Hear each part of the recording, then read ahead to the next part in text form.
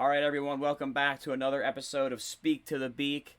I am Tim the Ferds, joined by Joe Wilson, and we're here to recap the Stanley Cup, which was over in 5 games, so pretty fast. But before we even get into that, Joe, I have a question for you to start today's podcast. All right, so you thought I was going to Oh, talk about following us on Instagram. No, I'm not up to that part yet. Do you believe in the Tom Brady effect? I know what you're talking about. No. No. So this is, in case you didn't see this, so from 1977 to 1994, Tom Brady lived in San Francisco, California. And during that time, the 49ers were able to draft Joe Montana, win the Super Bowl 5 times, the Raiders won the Super Bowl, and the A's won a World Series. And then after that, Tom Brady went to school in Michigan. And during that time, the Red Wings won 4 Stanley Cups, and Michigan was national champs in 1998. And then we know Tom Brady went to Boston from 2001 to 2018, and the Patriots have 6 Super Bowls, the Bruins have a Stanley Cup, the Celtics won an NBA championship, and the Red Sox won the World Series 4 times. And now Tom Brady goes to Tampa, and suddenly the Lightning win back-to-back Stanley Cups. The Buccaneers just won the Super Bowl, and the Rays, their World Series is currently pending. So, Joe, are you sure you don't believe in the Tom Brady effect? I'm sure. What are the chances that if we started a GoFundMe page to get Tom Brady, like, a summer house in New York, one of these New York teams could win a major championship? It's possible. And I'm pretty sure he hates New York, though. listen, I don't care. He doesn't have to live there. He just has to legally own the house, I think, and we're in great shape. We have a chance right off the bat. If you I don't were a know. hockey team, right? If you were a hockey team and you could have Tom Brady move to your city, which hockey team do you think desperately needs it the most? Like they have no chance unless Tom Brady shows up. Ottawa. Ottawa. Okay. I would have said the Okay. Coyotes, but okay. Either one. Yeah. San Jose's up there. I like that. I don't mind the Coyotes. Just think they need a new coaching scene over there. Yeah. And ditch those Maybe purple unis. maybe a solid tendy. Maybe a couple defenders. Few forwards. Yeah, so they need Tom Brady. Exactly my point. Uh, but all right, enough of the nonsense for right now.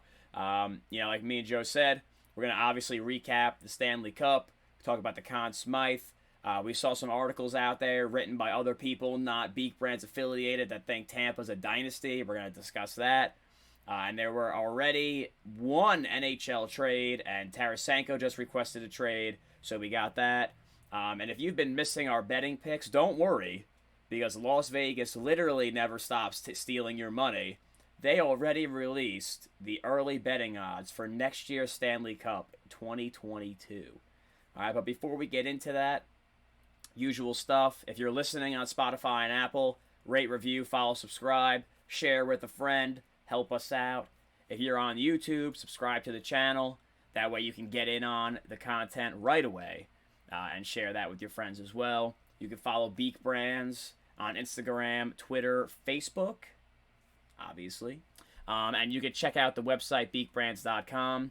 I guess we'll give you a little teaser here. Starting in about 2 weeks, give or take, myself and our other friend over here at Beak Brands, Tom Rupel, will be starting our 32 and 32 NFL series.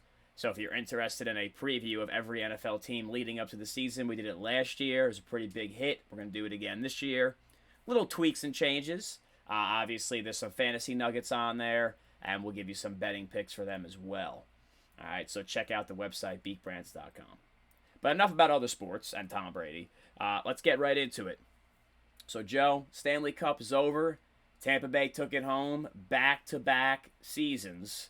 What were your thoughts and takeaways from not just the Stanley Cup games? Because I think everyone agreed that, like, if Montreal made it, whoever came out of Tampa and New York was going to win it. But what about Tampa's whole journey there from the very beginning? Well, once Kucherov and Stamkos said they were healthy for game one, didn't really surprise me at all. Because if anything, they're better than last season. So didn't really have me rattled that they won it. But yeah, they kind of steamrolled the Canadians. Pretty bad finals. Wasn't entertaining to watch except for the last 2 games, I'd say. Um, Struggled against the Islanders at some points. That was the closest series, I'd say. But yeah, still steamrolled them most of the time. So yeah, they just like a walk in the park, really. I feel like for them once they got past Florida. So Yeah, I mean, basically, it kind of, for me, it kind of set up really nicely for them, like the way the seeding worked out with what other teams were winning and who they got matched up against. I thought the only teams that really could have beat them were Colorado, Vegas, and the Islanders. And there was a chance that they could have played two of those teams in order to win Stanley Cup, and they only ended up having to play one because Vegas and Colorado got matched up with each other, and then Vegas choked against the Canadians. So they kind of had an easy path to get there, aside from the Islanders, I'd say. And even like you just said, for long stretches of the games against the Islanders, they like dominated. So like they're a really good team, and obviously if you check back on the receipts there, my Stanley Cup pick was the Lightning as long as Kucherov and Stamkos were healthy. They were healthy, all right. They were a little too healthy. We knew Stamkos was probably going to be back, but Kucherov was just like, yeah, game one of the playoffs, miracle cure, I'm fine. So, there were some fans that are unhappy about that. So, Joe, do you want to kind of explain what Tampa was doing there with a little salary cap situation or how that works in hockey for our casual fans out there? Having Stamkos and Kucherov probably obviously skate with the team in practice probably for months, saying they're on the long-term IR so that cap space gets freed up. They signed like David Savard. I think they made one more signing, and then playoffs come around, they're at cap, and then just 18 million just comes back onto the sheet, and they ready to play they haven't been injured at all. So for those of you that are kind of missing what Joe's saying, obviously hockey's a salary cap sport, but they have this weird rule that other sports don't have, which is when a player gets injured, if they're like out for the year, you get like almost like a waiver on their salary cap hit. Like it comes off the books so that you can add another player. So like the Islanders did the same thing when Anders Lee went out. Obviously Tampa did it, and a couple, it happens every year. Teams do it. But what happened was Tampa was like, yeah, they're on long-term IR, they're not coming back. And then just, conveniently in time for game one of round one, Stamkos and Kucherov laced them up, and then not even midway through, literally just right at the start. Like, yeah, we're good. Yeah, so they ended up being $18 million over the cap. And look, I'm not like one of those salty fans about it because it's allowed. Every team tries to do it every year. They're not the first team to do it. They're not going to be the last team to do it unless they change the rule. Because I personally think it's stupid, but like, all right. Yeah. I think if they want to change that to prevent it from happening, they would have to say like, hey, once you get a cap waiver for these guys, like they can't come back. Like that's it. They're done for the year or something to that effect. You know what I mean? Yeah, but I think it makes the deadline like more active and makes it more interesting and exciting also.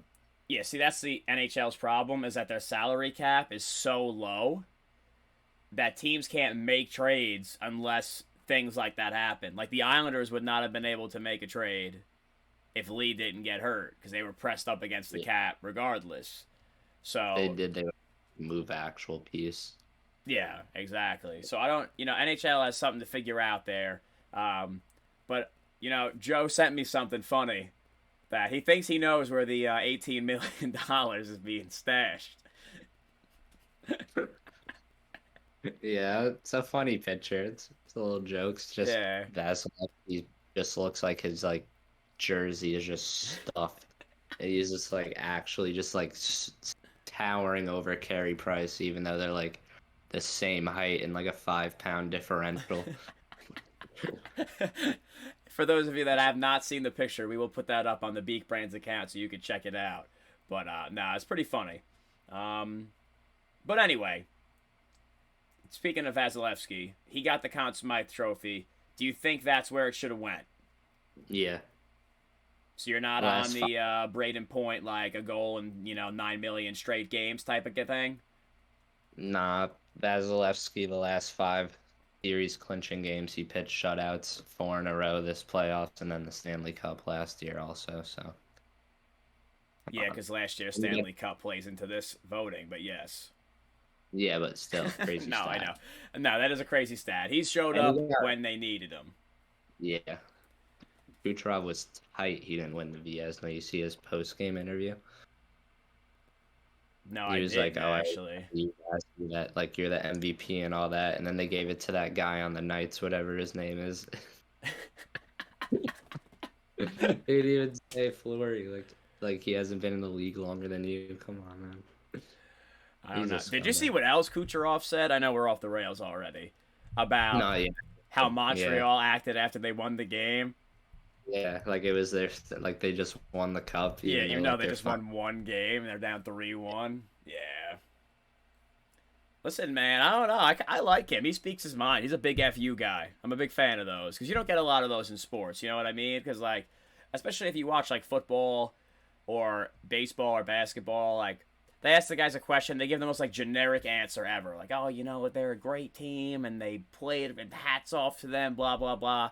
He was just like, nah, screw them. They're terrible. They've acted like they've never been here before. Like, just tell everyone to get off my lawn type of thing. And I loved it. Yeah, I understand that point of view as well. You're just not going to get a robotic answer. Like, that's what hockey needs. Like, because even if you don't like them, you're going to be, when you watch them now, it's going to be like, I hope this guy is, gets rocked or does terrible or whatever. Like, you need enemies in sports, too. Not everyone can, like, be your best friend. So yeah, you're right.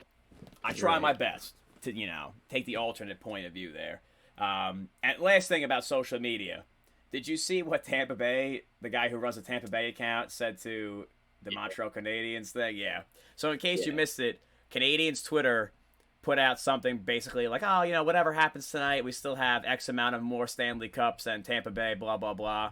And then whoever runs the Lightning social media just came out here swinging. And he was like, yeah, most of your Stanley Cups are old enough to collect Social Security. And I just thought that was so funny.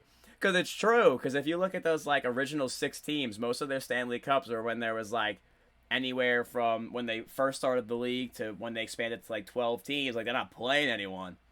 It's like when you look at basketball, no one considers Bill Russell the GOAT, even though he's got, like, 11 championships, because he was playing against nobody. Yeah, makes sense. So that was pretty funny. But back to the Conn Smythe thing, real quick. Did you think, even though like they don't normally give it to the losing team, do you think Carey Price at least deserved a look at it? Because it is throughout the entire playoffs, not just the Stanley Cup final. And I don't know if you agree or not, I don't think Montreal would have even made it out of the first round if he wasn't on their team and playing the way he was playing. So do you think he deserved at least a look? Yeah, I agree he deserved a look, but I wouldn't have put him top 3. I think Point and Kucherov would have still deserved it more just because they won and they were dominant this postseason. But yeah, he would be like the first look too on the other team, or to give it to like someone on the Canadiens just because they wouldn't obviously have been there without him. Yeah.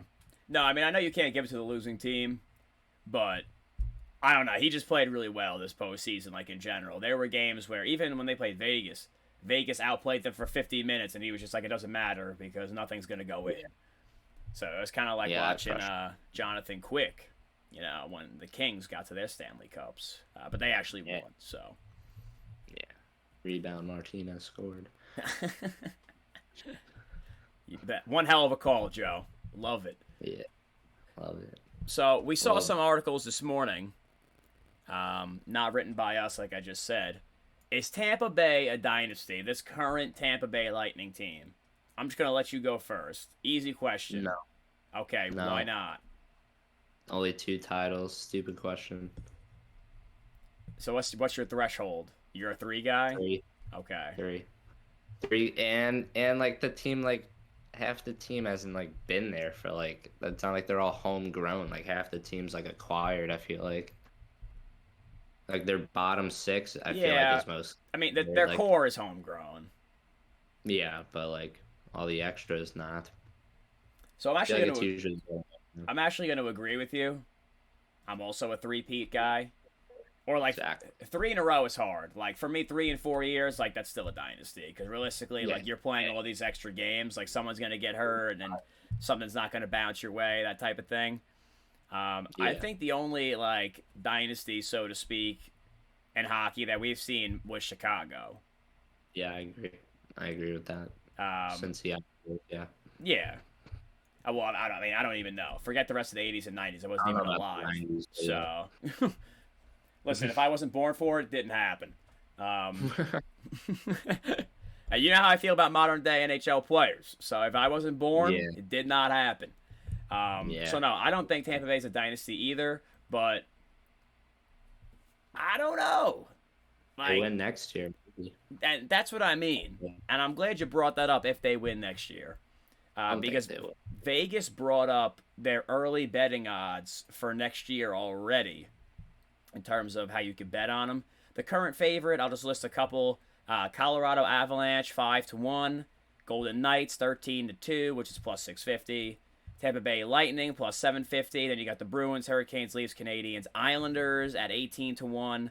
If you're a Ranger fan, they're currently sitting at 25-1.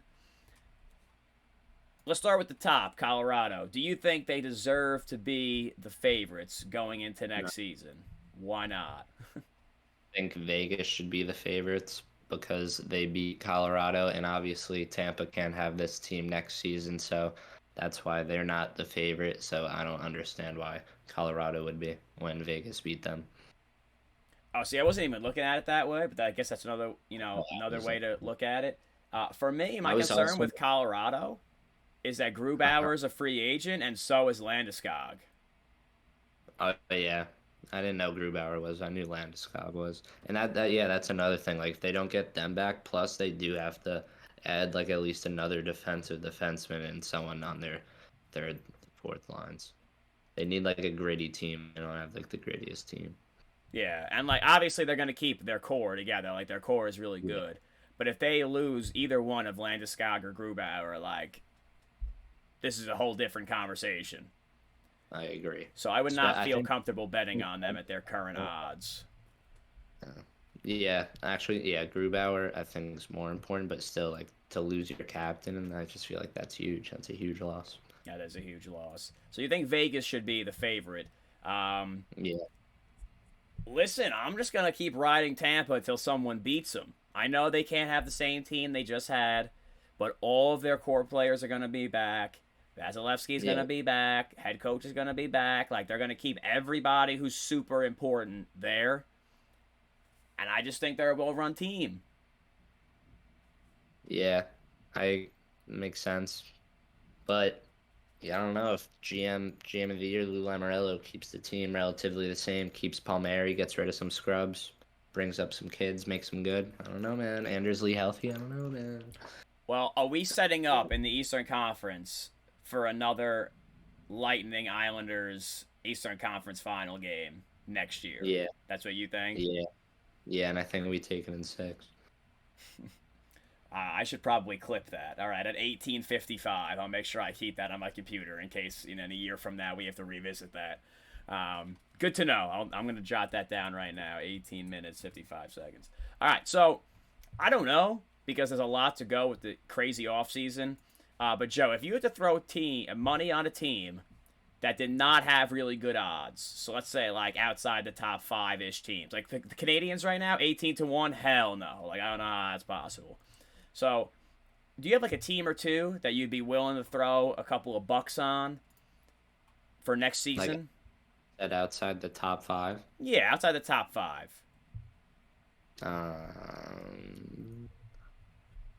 I'd say Florida. Okay. Um, Florida's currently 25-1. So that's Yeah. that's pretty good odds for them. They were a really good team this year. obviously the Isles because that's biased, but Yeah. I don't see the. I think the Wild are way too high. No shot. They have another season. Like, I think the Rangers. That's a fair ranking. I think the Rangers are actually gonna be really good next season. As much as I hate to say it, but I gotta see how the first couple games play out. But yeah, I expect them to be playoff contenders for sure. I was gonna say you took mine. As much as Yeah, it pains me to say it, like the Rangers at 25-1 is something yeah, I'd be willing to bet on. Now I would never make that yeah. bet because I would just be rooting against myself the entire time. But I It's a think they're pity gonna be that really good next year. I think they will too if they stay healthy. Develop, to get more defensive depth. Hopefully, Igor is solid, and then, well, I mean, Georgiev might get taken in the expansion draft. Yeah, and Are they protecting? we don't know who the protected players are yet for each team, but there's been some rumors swirling around that the Rangers might lose them potentially, That, depending on what they want to do. I think that's a horrible idea. I think that's a solid one too. Yeah, like if I'm a team like the Rangers or like the Islanders who use two goalies or like Nashville, like I'm protecting both of my goaltenders no matter what. Now the Islanders don't need to because Sorokin's a first-year player, but like if he was eligible, like I'd have to protect the both of them no matter what.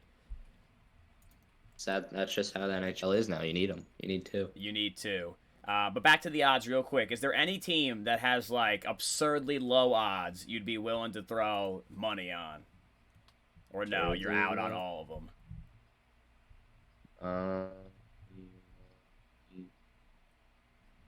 Jeez. Yeah, no. No? All those Okay. teams, none of them are gonna be like the lowest.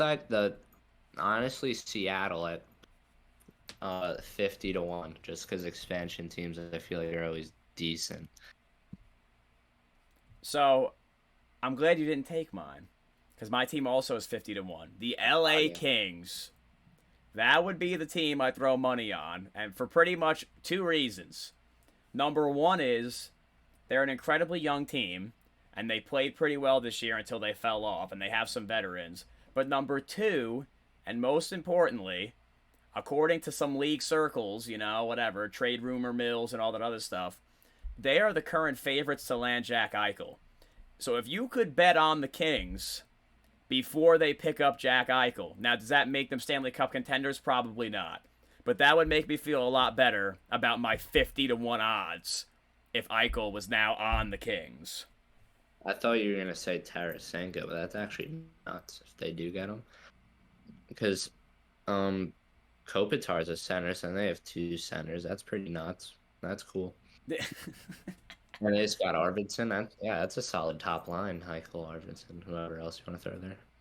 Yeah, I know. That's why I brought it up. They need also defensive depth. I feel like every team needs that, and they do need a goalie now. Jonathan Quick is not cutting it no more. He's not the same guy. And I feel like what you're saying, defensive depth, is kind of like NFL people, like, they need offensive line help. Every team in the league needs offensive line help. So, like, that's kind of like the equivalent. The last three teams we talked about have legit, like, two good defenders. Yeah.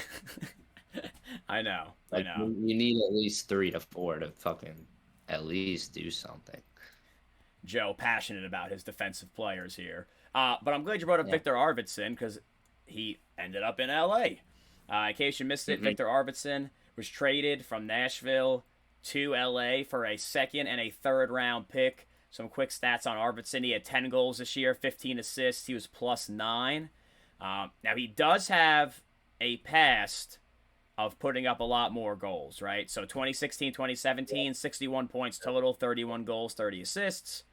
2017, 2018, 29 goals. Next season, 34 goals. And then he kind of dropped off last year, 15, and then he had 10 this year. So what do you think about the trade from both ends? I know the Nashville... he was going off. I was saying Nashville's teammates were not happy about him being traded. Yeah, I saw Forsberg was tight. He was really frustrated about that. What do you think about the trade? That's a robbery for the King. For the Kings, are you kidding me? Like they need offensive help, and they're just like they just like went into they just decided, yeah, we're gonna start rebuilding, and like I feel like they didn't talk to any of their players. Obviously, like Forsberg's like, are you kidding me? Wouldn't be surprised if he wants out soon because that team is going downhill fast. Yeah, when I like during the season when I kind of picked them to make the playoffs and they did, I was like, wow, they turned it around. But I'm surprised that like they made that quick turnaround and then we're just like, yeah, we can't score and we're gonna trade Arvidsson for nothing. Because if you're a casual fan, like a second and a third round pick is the equivalent of getting like a bag of chips. Like you got nothing. Pepsi bottle. Yeah. Literally $2.99 side at fucking Subway. Absurd. That's crazy that they would do that. That's crazy. Like not even right. a first. He put up first. He put up 34 goals 2 seasons ago. Get a first round pick for him. Yeah, I saw on the internet that he might have been one of those guys that they may or may not have been able to protect. So I guess they wanted to get something for him regardless. But my next question is, who do you have on your team that you're protecting instead of him? Forsberg, Johansson, Ekholm. Yossi, obviously. Okay, but like, yeah. But that's only 4 dudes. That's what I mean. 5 dudes, yeah. I have no idea. They have another. They have a pretty good blue line. Who else is the other good defender? But they have Seth it wasn't Jones. it. Seth, dude, what? No. On the Blue Jackets. Yeah, they had Seth Jones like a while ago. Seth Jones wants to leave, though. I'm pretty sure. Yeah, that I saw. But no, I mean, listen, that Arvidsson trade was, like you said, robbery. And the other guy that you brought up, Vladimir Tarasenko, another guy who has requested a trade. He's not happy with how the Blues kind of handled, his injury situation. He was like elite from 2014 to the end of 2019. His goal totals over that time, 37, 40, 39, 33, 33. But over the past 2 seasons, he has played a total of 34 games. So I got 2 questions for you. One. How many goals in 30? What? How many goals in the 34 games? 7. Ooh. So here's my question. 1, what are some possible, landing spots for him? And 2, I know you asked about his goals total here. Do you think he's the same player after all these shoulder surgeries? Yeah. Like, I think he's got a couple good seasons left, like 20-plus goals. So serious. Just because he was electric. He really just took over games when he wanted to. Shoulder injuries are tough, though, but I feel like you put him with the right players. He's, always going to be able to, find scoring opportunities and stuff. Yeah, I think he's going to be one of those guys where it's like, as long as he's healthy, he's fine. Yeah, I agree. So where do you think he ends up? I have no idea. I haven't been reading into it that much because I hate reading into, just because, Islanders, always, if I ever read something and saw, Islanders were a team that's a possibility, I'd always get so excited. So, I never want to do that. Yeah. But, the Rangers obviously might get him. I heard they want Eichel, too. They need someone, so that makes sense. That'd suck, though, if he went there, and they'd be real good. Real good. But that would make the 25-1 odds look nice. Yeah, but if the Bruins don't get Hall back, I can see him going there. That was my top choice. If Hall does not re-sign with Boston, I just think they go right back to the well and go pick up Tarasenko. Obviously, everyone keeps saying the Islanders want him and they could get him. The Islanders have no cap space, so they'd have to make another trade or do a 3-way in order to get him. Big happen, and that, I'm there for it. That'd be nuts. Yeah. If we could keep... I'd rather keep Palmieri over him, but, I really want Palmieri back on the team. I see that. Yeah. Well, maybe if they get rid of your 2 best friends, Leo Komarov and Andrew Ladd, they'll have a chance. I need Andrew Ladd gone. It's bad. I hate... he takes up so much money. The other team, sleeper team, I think, Seattle Kraken. If they want to pull a Vegas and, be good immediately... you could just trade either a pick, like, or guys you get in the expansion, be like, yeah, we'll throw you 2 of these guys that you think might be good for Tarasenko. There you go. Yeah, that makes sense. They don't have any salary cap problems because they don't have anyone on their team. That'd be super awkward if he's not the same, though. Yeah, that would be. But I think if you're one of those teams, like that's like Seattle, you want to put people in seats, Tarasenko would do that. Yeah, I agree. That's something those are jerseys sold right there. Those are jerseys sold is right. Jersey would be pretty clean. That would be pretty clean. And I don't know, man. My microphone is picking up this lightning and thunder outside. Crazy. Yeah. So if you're distracted by that at home, I do apologize, but it is booming out there. But look, we got 30 minutes in. So before we tease our next show here, obviously, like we said before, if you're on YouTube, subscribe to the channel, etc., etc. Share with a friend. If you're on Spotify and Apple, rate, review, follow, share with somebody else. You sharing it to one person really opens up some things for us, so definitely do that if you can. Subscribe on social media or follow, whatever you want to call it, on Instagram, Twitter, Facebook, at Beak Brands. And like we said before, check out the website, beakbrands.com. Podcast is there.